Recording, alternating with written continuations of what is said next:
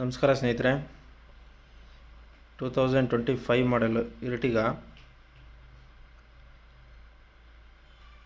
Single owner, kilometre 13,000 kilometre run ಆಗಿದೆ. ಗಾಡಿ very good condition ಇದೆ. ಲೈಫ್ ಟೈಮ್ ಟ್ಯಾಕ್ಸ್ ಇದೆ. ಇದು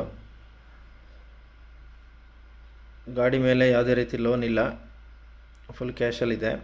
ಲೋನ್ ಆಪ್ಷನ್ ಬೇಕು ಅಂದರೆ ಲೋನ್ ಆಪ್ಷನ್ ಸಿಗುತ್ತೆ.